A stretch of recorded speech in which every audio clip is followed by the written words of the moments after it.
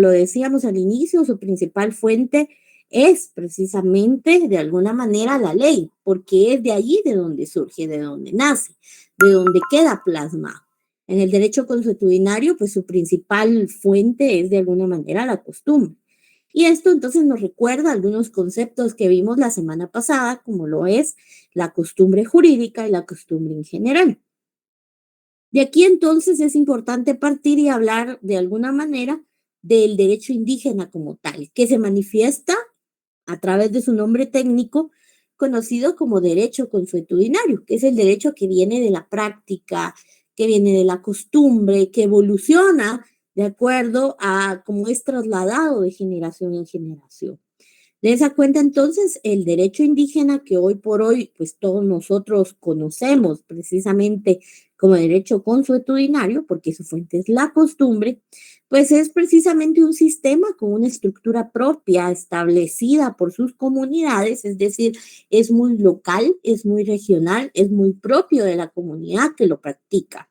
Algo importante es que se constituye a partir de una filosofía que se relaciona con la cosmovisión. Y es que cuando hablamos de cosmovisión, de repente tal vez toman ustedes nota que esta definición pues no la tengo aquí en la plantilla. Pero cuando nosotros hablamos de cosmovisión, hacemos referencia a esa concepción de vida que todos tenemos. Es decir, puede ser que yo conciba la vida como algo pasajero, sobre lo cual pues mi idea de vida marca un modo de vivirla, un modo vivendi. Entonces, si yo considero y tengo esa visión de vida en relación a que la misma pues es un viaje en el que hay que disfrutar, puede suceder que no me cohiba de hacer muchas cosas que a un nivel término social pues no son aceptables. Entonces, de alguna manera el derecho indígena se fundamenta principalmente su filosofía en la forma de vida, en la forma de ver la vida por parte de la población maya o de la población propia de la localidad. Recordemos que cuando nosotros hablamos de algo de indígena, pues hacemos referencia a algo que es propio, que es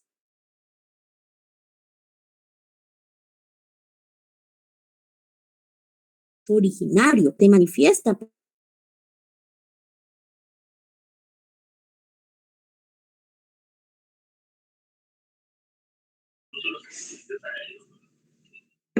cómo ven la vida y cómo piensan de alguna manera, pues en relación a su modo de vivirla.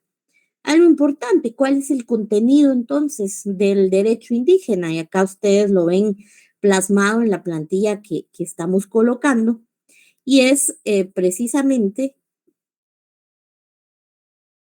si ya se ve mejor, es que alguien me había puesto acá el comentario que pusiéramos más grande la diapositiva, acá creo que ya se ve mucho mejor. Hablamos entonces de ese contenido a través de las normas, de valores que parten precisamente de la experiencia. Mucho ojo porque hablamos de un derecho que viene de la costumbre y la costumbre única y llanamente la generamos en la práctica, es decir, generando experiencias. Entonces, el contenido precisamente del derecho indígena yace de alguna manera en esas normas y valores que devienen, que toman como referencia la experiencia de las comunidades indígenas para resolver y prevenir conflictos. Es decir, no solamente sanciona o de alguna forma resuelve las circunstancias que ya han sucedido, sino que también prevé lo que pueda suceder y obviamente genera algún tipo de solución paliativa. En ese sentido, entonces, nos damos cuenta que su base y su fundamento continúan siendo esas experiencias que vienen de una práctica constante. Entiendas entonces la costumbre. De esa cuenta, entonces, es importante preguntarnos cómo se transmite el derecho indígena. Y entonces acá nos damos cuenta y lo colocamos en la plantilla para efectos de avanzar precisamente en los términos que estamos manejando. Y es que cuando hablamos de cómo se puede transmitir, lo hacemos a través de una forma oral, es decir, de generación en generación.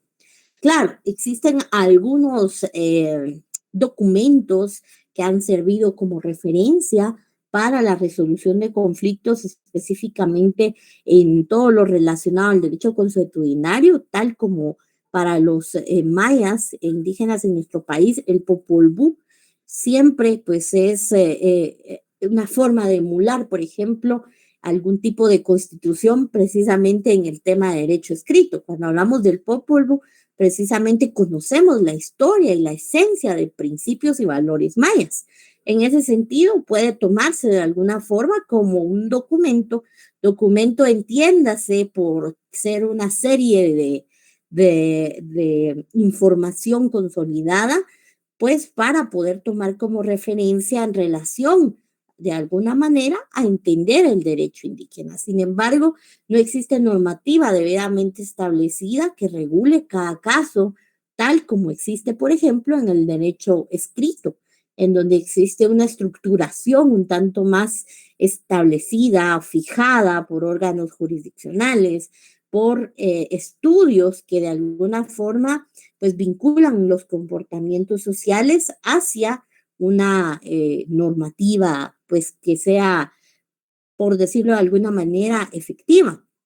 En el derecho indígena se tienen algunos documentos, así como hago referencia al Popol Vuh, para poder entender la filosofía, la cosmovisión de vida de esta cultura, mas no hay una disposición explícita en relación a cómo resolver conflictos. Sin embargo, el derecho indígena pues se transmite de alguna forma de manera oral y esto de alguna manera o forma pues nos indica que de generación en generación pues se hereda el conocimiento meramente práctico que se tiene, por ejemplo, en relación a cómo resolver conflictos en una comunidad, en una región, en una zona, en la cual pues no se decide elevar los problemas a instancias de derecho escrito, que es el derecho pues que predomina en nuestro país, sino que se decide de alguna manera agotar las instancias por la vía conciliatoria a través, en muchas ocasiones, de la aplicación de castigos que devienen de alguna manera del derecho consuetudinario, es decir, del derecho indígena. Y obviamente hablamos de algunas instituciones que reproducen el derecho consuetudinario, es decir, qué instituciones forman de alguna manera socialmente hablando esas entidades que van a reproducir, que van a transmitir de generación en generación, pues aquellas prácticas que devengan del derecho indígena. Hablamos de tres instituciones fundamentales. Hablamos de la primera, que son las cofradías. Cuando nosotros hacemos referencia a estas instituciones del derecho consuetudinario, pues estamos haciendo referencia, sin duda alguna, a aquellas agrupaciones que se aglutinan en la iglesia para poder de alguna manera preservar las costumbres y tradiciones, en muchas ocasiones que desembocan en folclore o bien en creencias de los pueblos indígenas. Aquí entonces hablamos, por ejemplo, de la cofradía que organiza cualquier práctica para recibir el año nuevo, que organiza alguna práctica para llevar de alguna forma las ceremonias de los años mayas, entre otros. Cualquier tipo de costumbre, las cofradías son esas entidades que están organizadas de hecho, que no necesariamente deben estar registradas para que puedan existir, sino más bien su aglomeración, su aglutinamiento, pues viene precisamente de la práctica, viene de hacerlo puramente a través de la voluntad de quienes pertenecen a la misma. La familia como un ente reproductor del derecho consuetudinario fundamental y diría que por excelencia, en virtud que a través de la familia precisamente se gestan costumbres, se gestan paradigmas para cada uno de nosotros. En la familia, en primera instancia, pues se define lo que es bueno y lo que es malo, a un nivel entendiendo a la familia precisamente como ese primer órgano social que interactúa con el ser humano en sus primeros años de vida. Y entonces la familia nos fija precisamente ideales, nos fija precisamente conductas correctas y nos enseña distintas costumbres, tradiciones. Y a través del cumplimiento de esas costumbres, de esas tradiciones, las mismas se vuelven herencia familiar, es decir, a través de la familia, el derecho de carácter consuetudinario, derecho indígena, se transmite precisamente como una herencia familiar. Y es por ello entonces que no existe de alguna manera obligatoriedad en cumplir cualquier tipo de acepción que venga del derecho indígena en muchas comunidades, porque no lo ven como un derecho impuesto, sino que lo ven como un recuerdo, como una herencia de quienes pues ya no están con ellos, pero que atesoran con gran cariño y aprecio en sus corazones. Por eso en muchas ocasiones es que las figuras tales como los ancianos en las comunidades mayas son sumamente respetables, porque son quienes tienen, según su cosmovisión, según su forma de ver la vida, no solamente la experiencia y sabiduría para resolver conflictos, sino que tienen en mayor cantidad el conocimiento de la aplicación del derecho indígena en esa localidad, es decir, qué costumbres se han aplicado para sancionar y resolver conflictos según las circunstancias. Hablamos de la comunidad, de los pueblos organizados como tal, sin duda alguna, forman parte también de reproducir el derecho consuetudinario, es decir, la comunidad como tal, al aceptar un modo de vida que gire en torno a la resolución de conflictos a través del derecho indígena, pues de alguna manera acepta esa práctica reiterada y la toma como una necesidad para estar en legalidad dentro de esa comunidad. De esa cuenta que si existe un incumplimiento, por ejemplo, de parte de quienes forman parte de la comunidad en relación precisamente a, en este caso, pues la norma de derecho indígena que se haya impuesto, pues va a afectar sin duda alguna a quienes forman parte de esa comunidad. Y en ese sentido, entonces, hablamos ya que esa costumbre deja de ser una práctica reiterada para convertirse en una costumbre jurídica y por ende, entonces, coexiste con el derecho escrito. Tiene que convivir, tienen que coexistir en un mismo espacio, en un mismo territorio, en un mismo tiempo. Hablamos entonces que el derecho indígena pues concibe ciertos principios y es importante conocerlo para que podamos entender la diferencia entre ambos sistemas de derecho. Del derecho escrito me remitía a dar únicamente el contexto en virtud que es lo que estudiamos, lo que ustedes estudian todos los días al estar en estas clases, porque ustedes están estudiando precisamente el derecho que ha sido de alguna manera aprobado e institucionalizado por el Estado guatemalteco. Pero el pluralismo jurídico yace principalmente a través de esa necesidad de diversidad social. Y por ende, entonces, vamos a hablar ahora de esos principios del derecho indígena. Nos indica acá nuestra referencia que toma precisamente los preceptos ordenadores de vida, es decir, el derecho indígena no tiene un caso estipulado o previsto dentro de algún tema escrito para pues combatir circunstancias del futuro. Sin embargo, algo importante y que vale la pena resaltar es que toma como línea base para resolver conflictos los principios de vida, es decir, esos preceptos ordenadores de vida, eso sí, atendiendo a su cosmovisión, atendiendo a la forma en que ve la vida precisamente los grupos indígenas, la cultura en nuestro país. Aquí entonces vamos a hablar de algunos. Hablamos precisamente de el primero que indica una persona no puede ser totalmente mala ni totalmente buena. Y esos principios, pues son esos principios que ilustran a los ancianos que en muchas ocasiones o circunstancias resuelven conflictos a un nivel un tanto más estándar o un nivel un tanto más local en relación a no elevar ciertos conflictos al derecho escrito.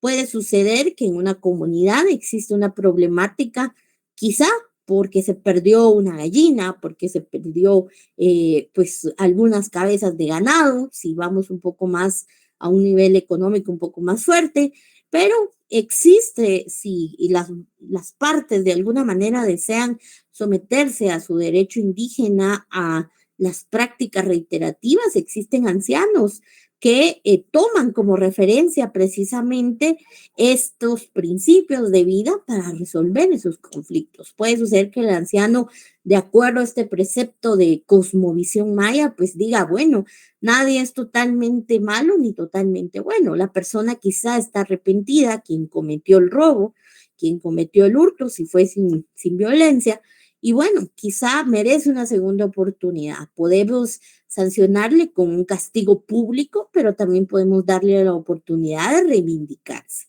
Claro, recordemos que existe una línea también en la cual, pues, siempre que no se altere el orden público, pues el derecho indígena o consuetudinario puede practicarse libremente por quienes, pues, deseen así ejercerlo según su comunidad, según su creencia, según su afinidad. Sin embargo, nadie, ningún poblador guatemalteco, ni quien esté en su territorio, está exento de ser de alguna manera, pues debidamente juzgado a través del derecho escrito guatemalteco, que por excelencia es una fuente principal del derecho. Si vamos a la ley del organismo judicial, por ejemplo, cuando hablamos en su artículo 2 acerca de las fuentes del derecho, hablamos precisamente que por excelencia en nuestro país es la ley, complementándola así entonces la costumbre que se manifiesta a través del derecho consuetudinario, pero oigan la palabra, complementando, es decir, vamos a coadyuvar a tener un orden en el país, en el territorio, en el estado, pero si no somos suficientes para ello, nadie está exento de ser juzgado a través del derecho escrito guatemalteco. Hablamos entonces de otro principio importante acerca del principio de no discriminación. Recordemos que estos principios son principios ordenadores de vida desde la cosmovisión del derecho indígena. Es decir, en el derecho indígena, pues para tomar cualquier decisión sabia en relación precisamente a la resolución de un conflicto a través del mismo, pues se debe tomar en cuenta esa no discriminación. Y acá puede sonar un poco extraño y decir, ¿por qué hablamos de la no discriminación si en muchas ocasiones estos grupos son los grupos marginados? Bueno, sucede también quienes hemos tenido la oportunidad de viajar en comitivas oficiales al interior de la República, muchas ocasiones nos damos cuenta que a un nivel local, pues la cultura maya pues ha sido tan arraigada que incluso se organizan precisamente en relación a quienes pues ostentan sabiduría en la comunidad, quienes ostentan de alguna manera poder económico en la comunidad, quienes pues de alguna manera pues manejan algún tipo de conocimiento en el derecho indígena y se establece incluso a un nivel social una clasificación y una jerarquización propia de cualquier grupo social. Y en muchas ocasiones cuando llega alguien externo precisamente a ese grupo social, a ese pues condómino social de alguna forma, genera algún tipo de repelencia en relación a quién es, qué intenciones lleva, y en muchas ocasiones puede darse esta discriminación. Entonces, la no discriminación acá se concibe en ambas vías, tanto, por decirlo de alguna manera, de ladinos a indígenas y viceversa. Hablamos en tercer momento acerca del siguiente principio ordenador. Este indica que debe prevalecer el bienestar social. Es algo que tiene en común precisamente el derecho escrito con el derecho consuetudinario. Prevalece el bienestar social. Es decir, vamos a resolver un conflicto en aras de no afectar al grupo social. Entiéndase a mi comunidad, entiéndase al caserío, entiéndase al municipio, en donde nosotros estemos pues sometiéndonos a esa jurisdicción del derecho indígena. Hablamos de la ayuda mutua y esto principalmente lleva de alguna manera esa esencia conciliadora del derecho indígena. Más allá de sancionar, que sí el derecho indígena sí lo hace, muchos quizá han visto que en muchas ocasiones sobrepasan incluso los límites de castigar, pues ya se convierten en linchamientos en muchas ocasiones. Pero cuando hablamos de esa ayuda mutua, hablamos precisamente de esa necesidad que prevalece precisamente en el derecho indígena en relación a no afectar ni siquiera a quienes forman parte en ese litigio consuetudinario, sino más bien en poder dar una oportunidad de renovarse, una oportunidad de cambiar.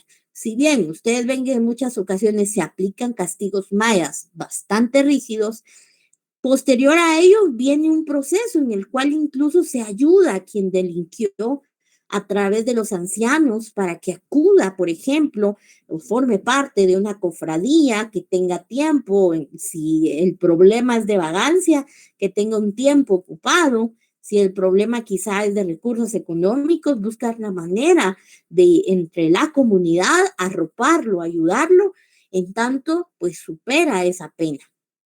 Pueden darse muchas circunstancias, pero este principio ordenador de vida, la cosmovisión indígena, diría yo que es la esencia principal de esa resolución de conflictos a través de la vía conciliadora.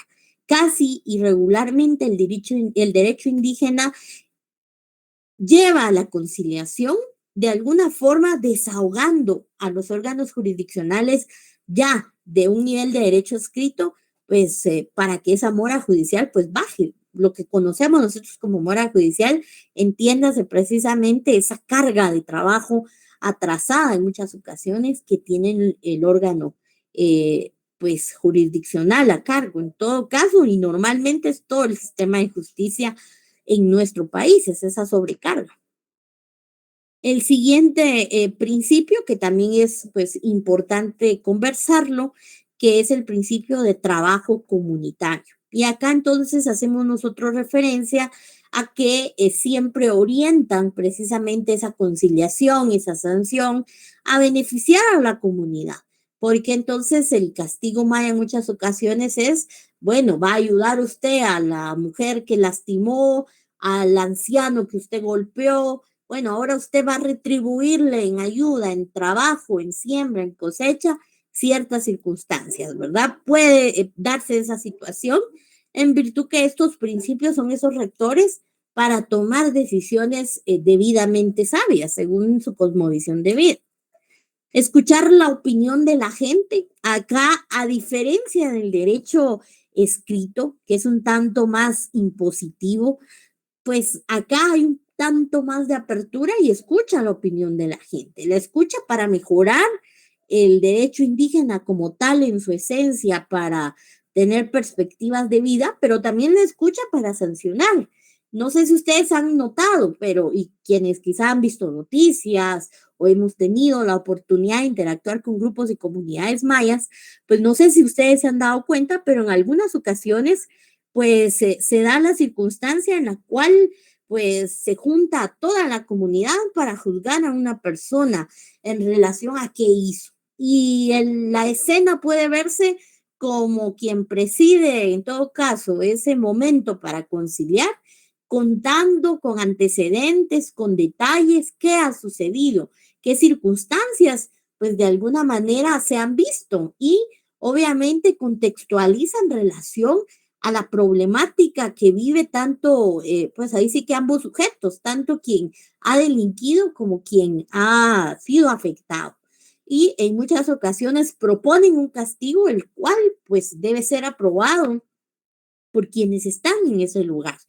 Claro, en muchas ocasiones las personas prefieren no hablar, y en muchas circunstancias, lamentablemente, quienes asisten a esos procesos, pues van y únicamente observan, ni siquiera emiten opinión, pero en algunas circunstancias sí. Y cuando eso sucede, pues de alguna manera el derecho indígena coadyuva, obliga de alguna manera a quien esté ejerciendo en ese momento el papel de mediador, pues a tomar en cuenta y en consideración esas observaciones, esos comentarios.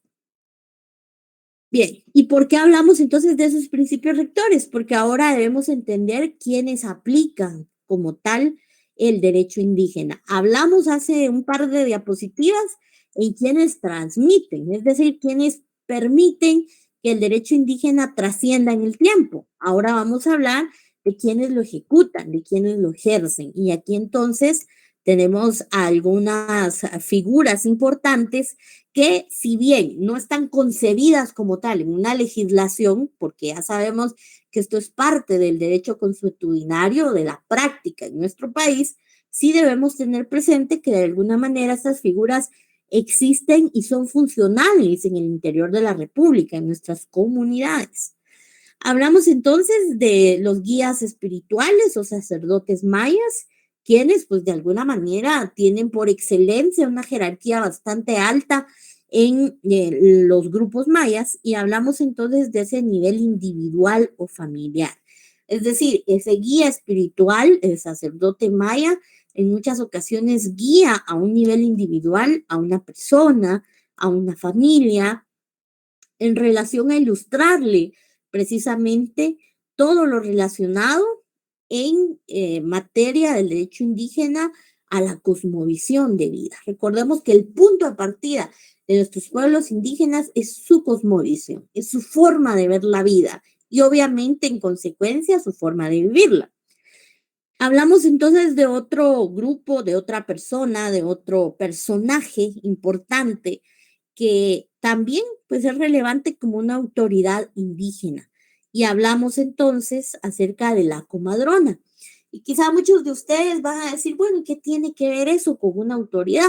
Bueno, recordemos que a diferencia de la ciudad de Guatemala, en donde pues tenemos una cercanía un tanto mejor en relación a hospitales, centros de salud, tanto públicos como privados, en muchas ocasiones en el interior de la República y en algunas otras circunstancias, así no se esté en el interior, pero si su modo de vida, su forma de ver y concebir la vida, en todo caso, en relación a la mujer que va a dar a luz, es precisamente hacerlo de una manera un tanto más natural, siempre va a acudir a esta persona, la comadrona, que si bien tiene un papel técnico, un papel científico de ayudar a la mujer en ese proceso de alumbramiento, también es el primer acercamiento de la mujer hacia su cultura. Existe mucha espiritualidad precisamente en relación de la comadrona hacia quién va a dar a luz. ¿Por qué? Hablamos de esa cercanía de la mujer en momentos difíciles, en quién se apoya la mujer en el momento del alumbramiento, quien prepara en muchas ocasiones, previo al momento del alumbramiento a la mujer, es la comadrona. En nuestro país, pues la comadrona en muchas ocasiones da ese seguimiento de control que normalmente las damas pues llevan ante un ginecólogo, lo da precisamente la comadrona en el interior de la República y lo hace atendiendo a la espiritualidad propia de la localidad. ¿No han ustedes visto quizá en algunas circunstancias cómo la comadrona entonces al momento que nace el bebé pone algún tipo de distintivo en la habitación para identificar que es nena o que es un nene, o hablando específicamente acerca de esos momentos difíciles? En muchas ocasiones las comadronas aplican medicina natural para poder coadyuvar a que ese alumbramiento sea exitoso. Todas esas circunstancias son costumbres, son prácticas repetitivas que son necesarias para la tranquilidad de la mujer que está dando a luz. Ahí entonces también hablamos de una autoridad en el derecho indígena. ¿Por qué? Porque están practicando constantemente y de manera necesaria algún tipo de práctica. Y eso, señoras y señores, pues constituye una costumbre jurídica que desemboca y se engloba precisamente dentro del derecho indígena y por ende de ese derecho consuetudinario que se practica pues de manera voluntaria. Hablamos de líder. Cuando hablamos de un líder, podemos hablar de un líder espiritual en relación a su comunidad, a su municipio, y él entonces guía a la comunidad. Ese líder puede ser que sea la persona que organice precisamente a quienes forman parte de un grupo social para preservar, para estudiar el derecho indígena. También se conoce esta otra figura que, como les digo, todas estas se conciben a partir de esos principios de vida, a partir de esa referencia del Popol Vuh, pero principalmente en la práctica en nuestro país se conoce a aquella persona denominada el que imparte justicia.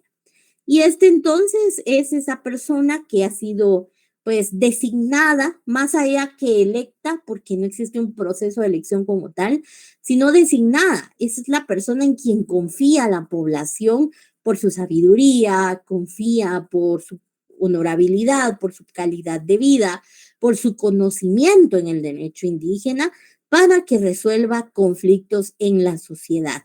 Y en muchas ocasiones es la única persona en todo el grupo, en toda la agrupación social que puede convivir en un caserío o en cualquier localidad, que es obviamente quien tiene el conocimiento y tiene la sabiduría, pero además la única persona que se atreve de alguna manera a tomar acciones para impartir precisamente todo lo relacionado al derecho indígena. En ese sentido, entonces, el que imparte justicia va a ser una figura totalmente alternativa. Puede ser que esta persona que imparte justicia sea en su momento y que se haya ganado la confianza de quienes viven en esa localidad, la comadrona, puede ser el guía, puede ser el líder.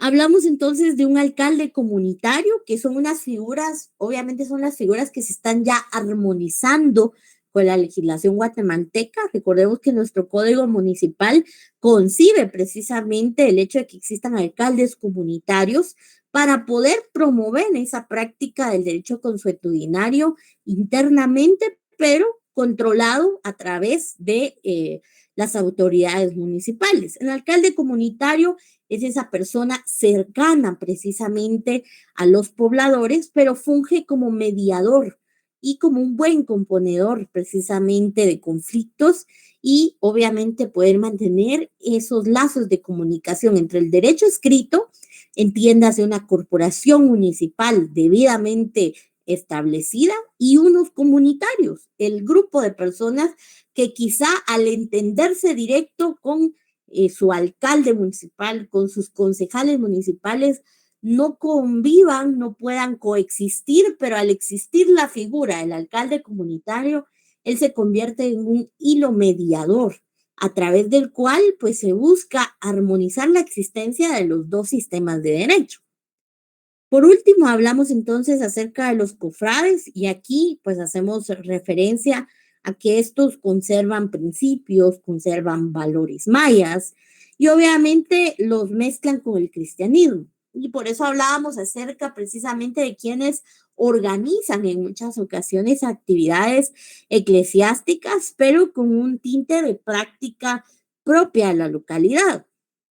Cualquiera de nosotros quizá ubica cualquier feria en el occidente del país y vemos que días previos a la feria, pues hay convites, hay bailes, existen, por ejemplo, algunas prácticas que se relacionan a la cultura maya, pero que se hacen en el marco de la celebración de un patrono. Y esto se hace precisamente para armonizar esas creencias. Recordemos que si vamos a la esencia, por ejemplo, en la cultura maya, hablamos de una cultura politeísta, que de alguna manera pues tenía muchos dioses y que incluso pues no mencionan en ninguna parte de sus escrituras previas alguna referencia a Cristo, por ejemplo. Pero, ¿cómo armonizamos entonces esa esencia, esa cosmovisión maya con la actualidad? Que en su mayoría, pues la religión, lo hemos hablado, pues hace referencia precisamente a ciertos puntos de convergencia con los cuales muchos pobladores pues tienen sentido, ¿verdad? Son fieles creyentes. Entonces los cofrades se encargan de eso, de armonizar esas prácticas, de no perder la esencia cultural, articulándolo pues adecuadamente con el cristianismo. Claro, no vamos a entrar a dirimir si esto es correcto, si no es correcto, porque pues cada quien va a tener acá un punto de vista distinto. Pero sí es importante saber que esta figura existe y que hoy por hoy es una buena manera de preservar nuestras tradiciones, de preservar en muchas ocasiones, sin darnos cuenta, las prácticas de una cultura ancestral. Hablamos entonces de las ventajas y desventajas de ambos sistemas de derecho. Por ende, entonces, Ustedes ven acá dos recuadros importantes. Yo les pediría que tomemos siempre nota. Estos recuadros eh, para mí son fundamentales para poder conversar en la próxima clase, pero también para poder tomar como referencia en nuestra evaluación. Hablamos entonces de algunas ventajas. Tenemos acá ventajas del derecho escrito y algunas ventajas del derecho consuetudinario. Vamos a hablar de cada una de ellas. Hablamos entonces e iniciamos con las ventajas del derecho escrito. Y es que el derecho escrito de alguna manera nos garantiza imparcialidad. ¿Y por qué imparcialidad? Bueno, ya sabemos que el derecho escrito hace referencia al derecho constitucional, a ese derecho que viene de la ley. Por ende, al estar plasmadas las normas, de alguna manera, pues no existe posibilidad o apertura a que exista un criterio distinto para encuadrar un delito. Por ejemplo, si yo hablo del delito de robo, por ejemplo, sé que necesariamente debe existir algún tipo de forcejeo, algún tipo de fuerza efectuada para sustraer lo que no me pertenece. Y lo sé porque está en la normativa de mi país, en el Código Penal. Sin embargo, ¿qué pasa si yo tengo el mismo tema, el mismo punto, pero en el derecho consuetudinario? Puede ser que allá en 1990, pues sí se consideraba eso como un robo, pero hoy poco a poco, conforme se han transmitido las tradiciones, se han transmitido los conocimientos y los principios de cosmovisión maya, pues hoy eso sea algo más ligero. Claro, esa es la ventaja de que el derecho está escrito. Y eso va de la mano con la certeza jurídica. Cuando hablamos de certeza jurídica, hablamos de esa seguridad en derecho.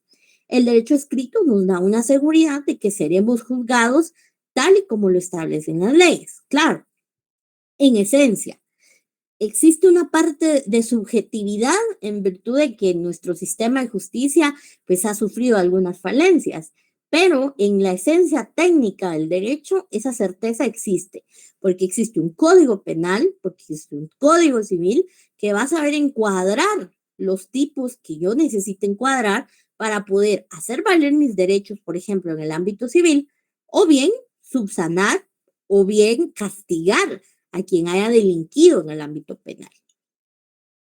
El derecho escrito trae consigo la institucionalidad y eso lo hablábamos hace un momento, precisamente hace referencia a que va de la mano con las instituciones. El derecho escrito no existe simplemente por existir, ni se vale de las personas para sobrevivir. ¿Por qué?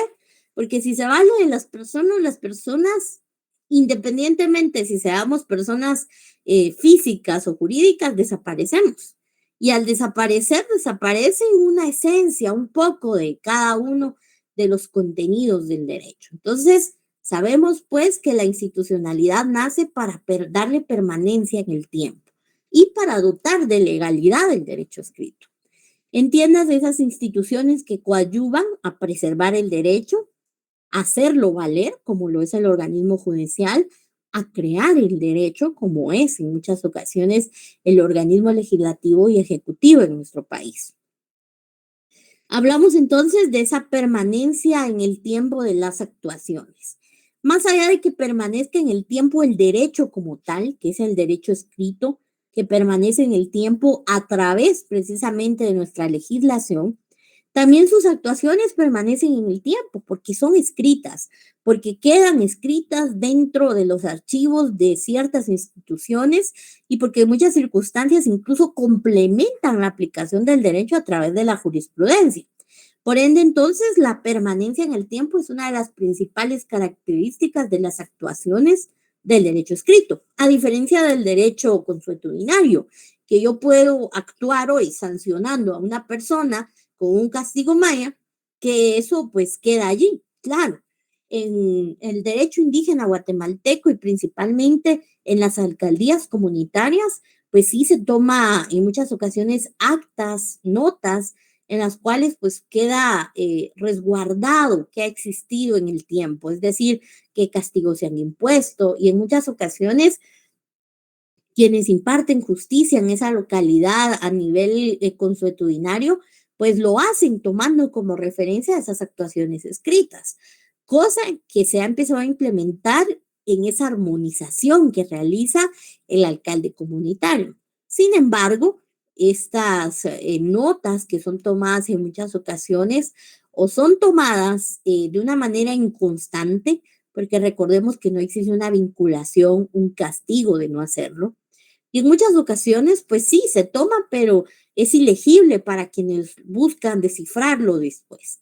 A diferencia del derecho consuetudinario, el derecho escrito sí castiga a quien no deje constancia de sus actuaciones o bien simplemente obliga a la persona para hacerse escuchar a través de dejar escritas sus actuaciones. Si no lo hace, simplemente no es válido o válida su actuación en un proceso jurídico.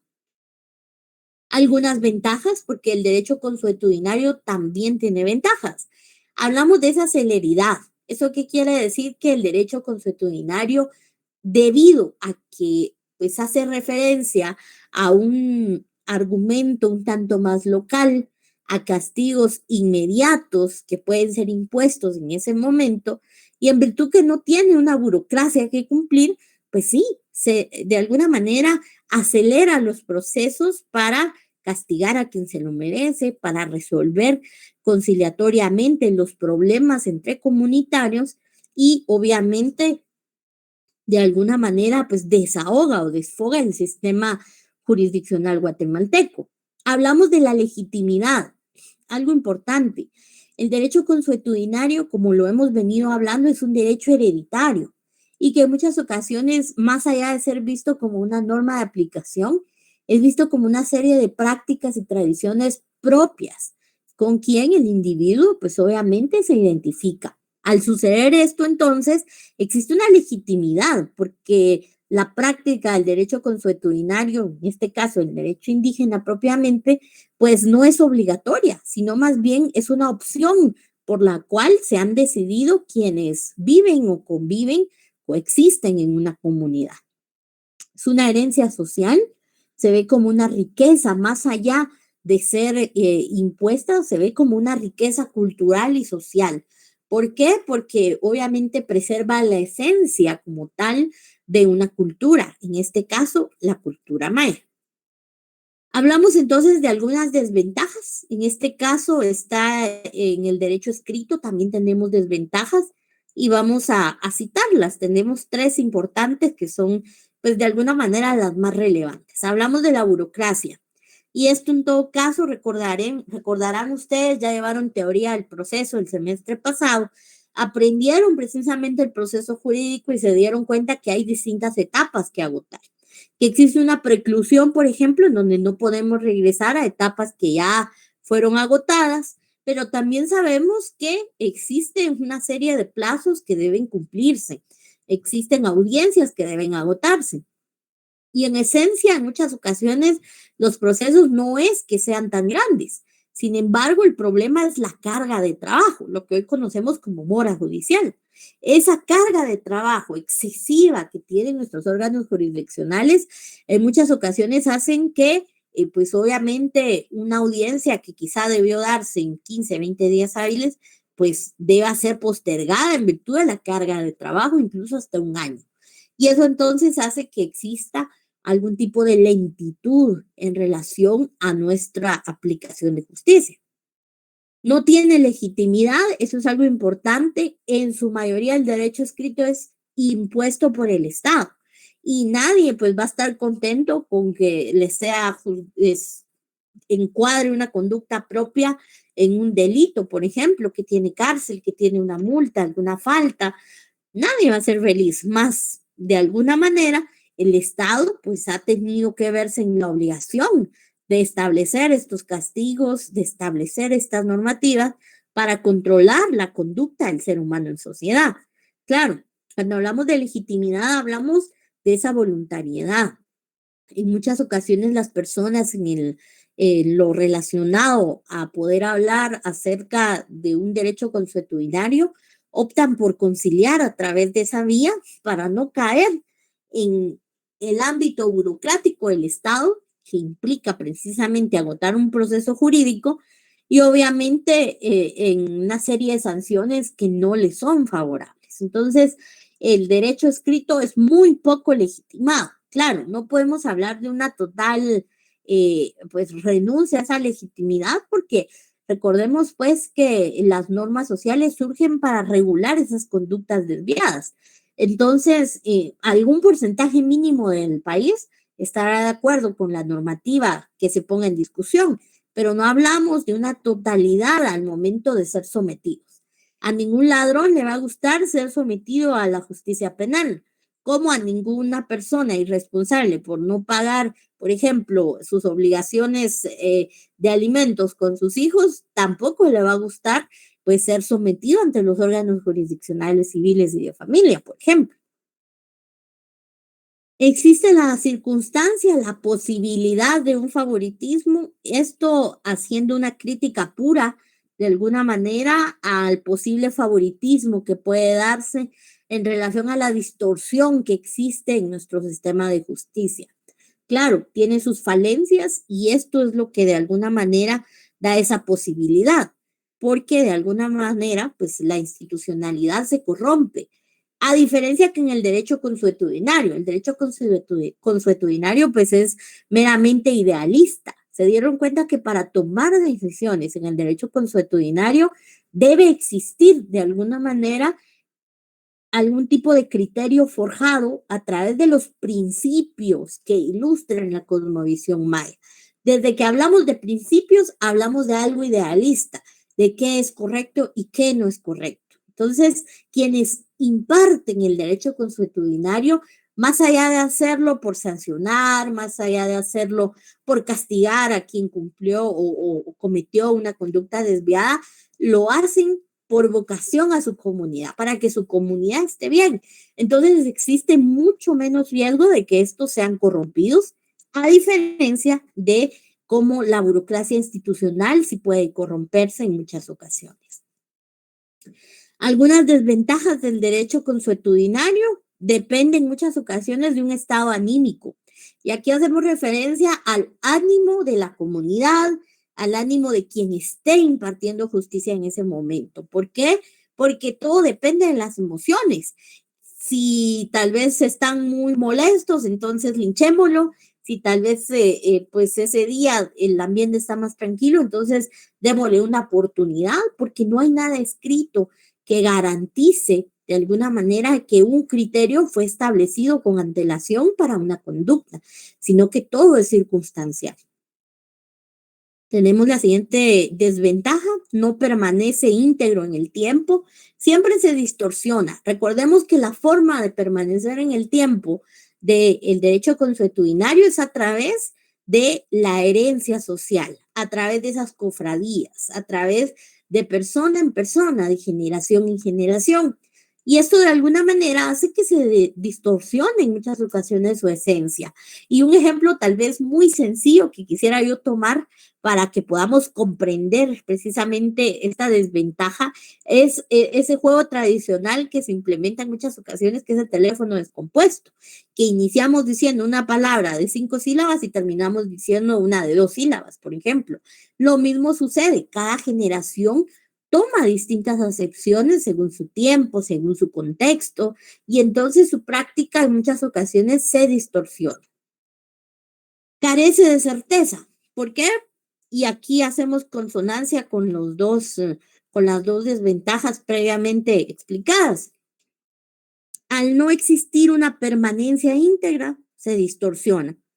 Al estar distorsionado, más el ánimo, el estado circunstancial, se pierde en muchas ocasiones la esencia de los castigos o en muchas ocasiones la esencia de las prácticas del derecho indígena. Por ejemplo, si hablamos de esas prácticas a nivel de cofradías, convites, bailes propios de cada una de las entidades dentro de un determinado municipio en el marco de una feria patronal, por ejemplo, en muchas ocasiones la esencia se pierde, los comunitarios terminan agrediéndose, terminan golpeándose y entonces todo se pierde. ¿Por qué? Porque dependemos del ánimo, dependemos de que pasen las circunstancias. Entonces no hay una seguridad. A diferencia del derecho escrito, que nos da una certeza de que existe un tipo penal creado, existe una normativa creada para un tema y que va a ser aplicada en el tiempo precisamente, pues aquí en el derecho consuetudinario todo depende. Aquí se aplica mucho la palabra depende. Y entonces podemos concluir en tres ideas básicas para el pluralismo jurídico y los grupos indígenas. Como entonces los grupos indígenas, pues de alguna manera, al tener un propio sistema jurídico, pues que vive alterno, desfogando, dando un descanso al sistema por excelencia, que es el derecho escrito en nuestro país, se relacionan. ¿Cómo los vinculamos? Bueno, recordemos que lo que se busca es una eficacia de la ley.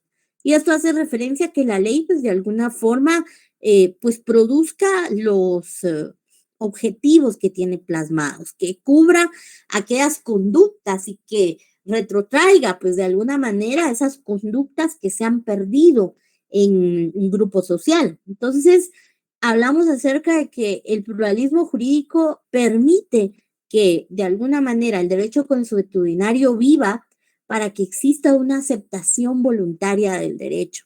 Es decir, que aquellos problemas menores no carguen al sistema de justicia oficial en nuestro país, sino que de una manera voluntaria quienes tengan conflicto puedan resolverlo y puedan de alguna manera alcanzar ese bienestar común.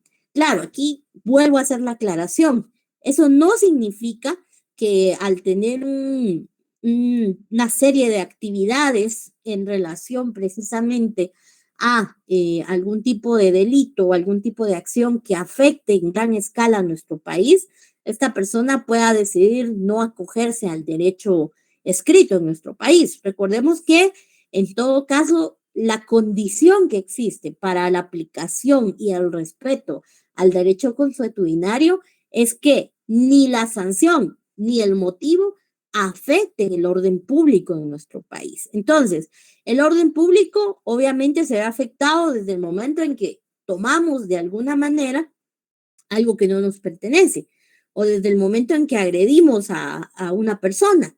Sin embargo, si este castigo y si el proceso que se va a abrir a través del derecho indígena en nuestro país, pues no afecta a ese orden público, primero. Segundo, el motivo no es de gran escala, pues obviamente el pluralismo jurídico permite que de alguna manera el derecho consuetudinario, pues calme esos problemas localmente. Entonces, cuando hablamos de la aceptación del derecho, es que de alguna manera las partes pues buscan conciliar, entonces aceptan desde ahí que deben ser sometidas a un sistema de derecho, independientemente de cuál sea, pero lo hacen voluntariamente, no son capturados por elementos operativos. Y obviamente al conciliar o al sancionar localmente a alguien, la ley es eficaz porque de alguna forma se cumple el objetivo, que esta persona sea sancionada y que obviamente se le redireccione en su camino, o bien que esta persona pues se deje o haga valer el derecho que le corresponde siempre que no afecte ese orden público. La legalidad y legitimidad, aquí algo importante, hacemos referencia precisamente a que ese pluralismo jurídico pues permite que exista una legalidad a una pequeña escala, es decir, que pueda impartirse justicia dentro del marco conciliador en temas de asuntos pues menores, pero también hay una legitimidad porque las personas aceptan ese derecho como una herencia social. La seguridad jurídica, acá algo importante y por qué es fundamental hablar acerca de este concepto. Bueno, porque si bien la seguridad jurídica prevalece en el derecho escrito, hoy por hoy, y yo les diría la figura más armonizante en la resolución de conflictos de manera rápida en el interior de nuestra república, más allá de los juzgados, que también pues en muchas ocasiones deben incluir precisamente el tema del derecho indígena, también en muchas circunstancias a un nivel un tanto más comunitario son precisamente esos alcaldes o alcaldías comunitarias o indígenas.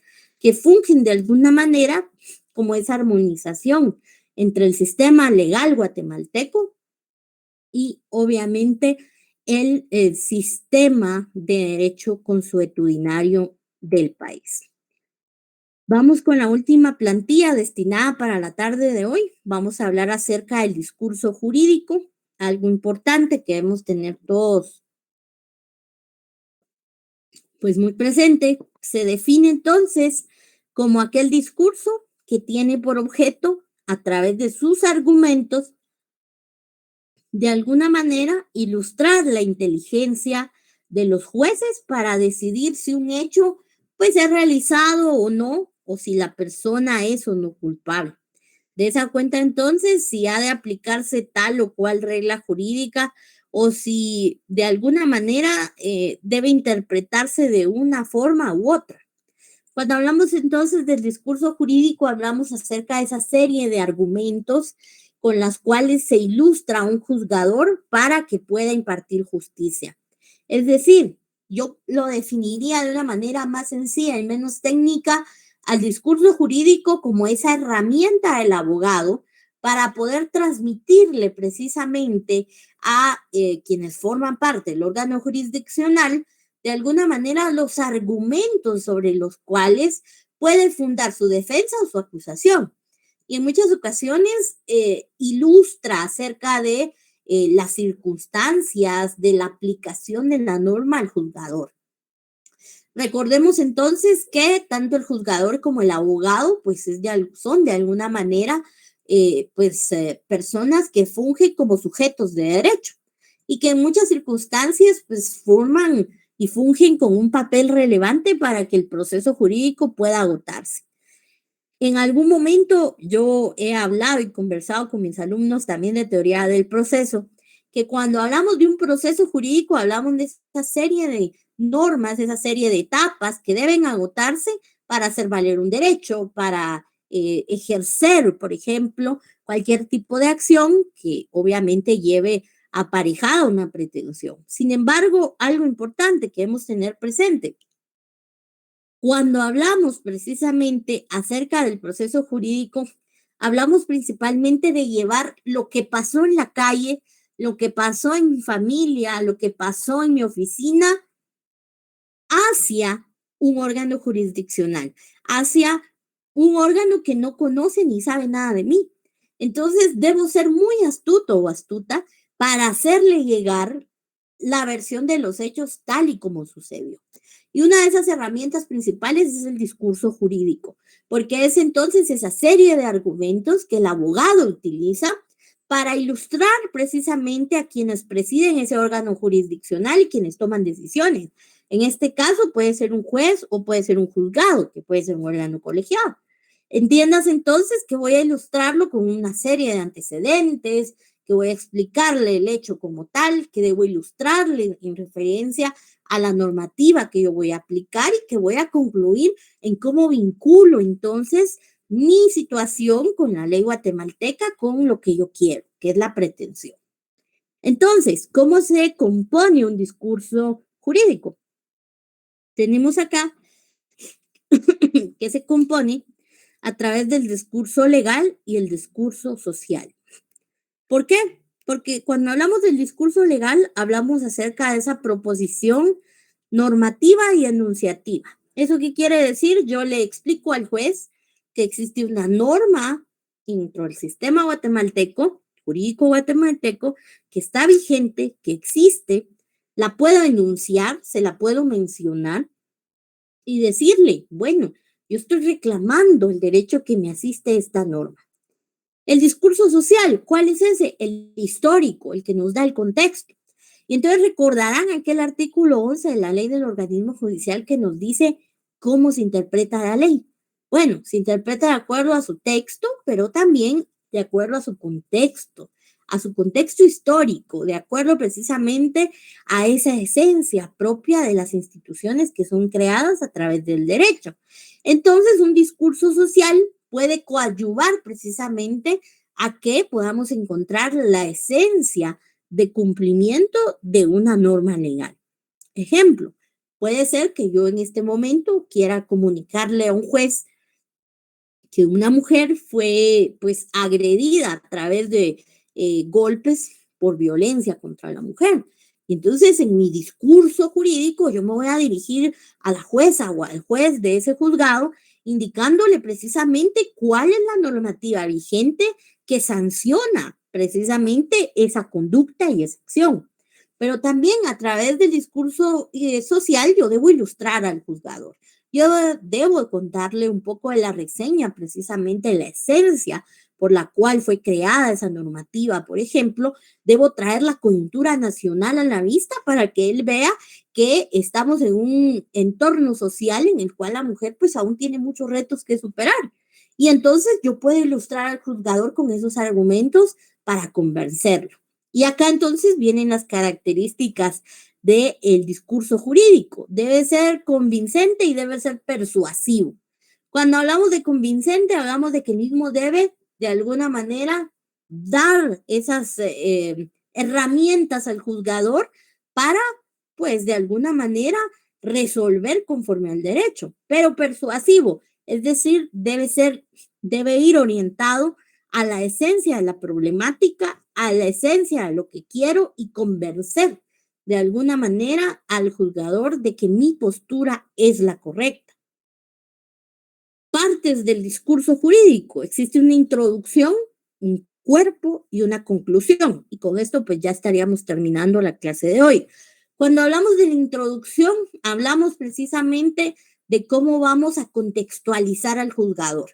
Porque quizá la forma en que la mujer, siempre en el hipotético que venimos llevando de la agresión de violencia física, puede ser que la dama, la mujer que fue agredida, pues obviamente no fue agredida frente a quien está juzgando. Quizá fue agredida hace 5 días, hace 2 días, hace 3 días, hace 2 horas, pero debo entonces introducir al tema al juzgador. Yo debo, en todo caso, decirle al juzgador, señor juzgador, esta persona a tal hora ingresó a su casa, a tal hora tuvo problemas, a tal hora, pues lamentablemente sufrió de golpes de esta persona. En el cuerpo, entonces, yo ya puedo citar la normativa que está vigente y puedo enunciarla. Y si yo deseo, pues también puedo citar de alguna manera, más allá de la norma, la doctrina y la historia fidedigna de esa institución considerada como violencia física.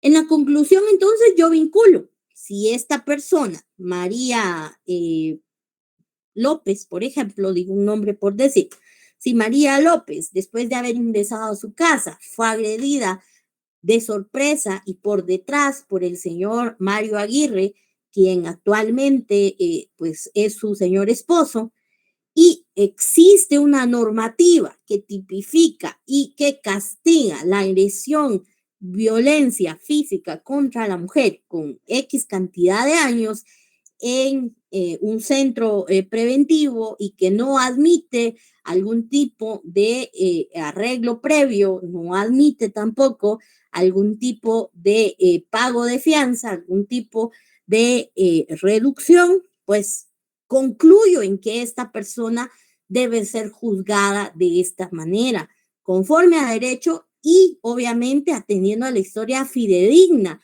de la creación de la ley que regula todo lo relacionado a la violencia contra la mujer, considerando que fue pues aprobada en un momento importante de nuestra historia. Entonces, es importante que aprendamos a manejar el discurso jurídico. En esta clase, en esta sección en sociología, ustedes se llevan la esencia del discurso jurídico. En el siguiente semestre, en lógica jurídica, ustedes aprenden a través del silogismo jurídico cómo deben estructurar correctamente el discurso jurídico.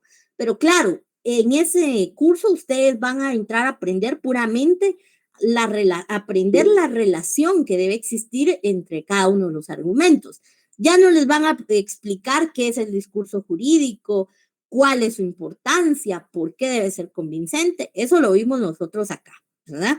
Entonces nos quedamos con este tema para arrancar ya el día viernes con el resto del curso, que ya es realmente poco lo que nos queda, y me quedaría entonces resolviendo cualquier tipo de pregunta o consulta al respecto. Buenas noches, licenciada. Un gusto saludarla. Le saluda Marco Antonio Rosales. Mucho gusto, Marco Antonio. Ya. Licenciada, perdone la molestia. Veo que pues el examen con usted nos toca el día 11. Así es. Solo perdone la gran molestia. ¿Fuera usted tan amable de decirme de qué tema podemos iniciar o cuáles serían los temas a tocar en el examen final? Perdone. Claro. Mire, para el examen final vamos a tomar como referencia todo lo que tiene que ver con el curso de sociología a partir de las clases después de la segunda evaluación parcial. Entonces, después de la segunda evaluación parcial, todas las clases hasta ahora, hasta el día viernes, ¿verdad? Hoy obviamente estamos acá en clase todavía. Recuerdo a lo lejos, porque no tengo a la vista mis apuntes, que arrancamos desde los roles y del control social como norma.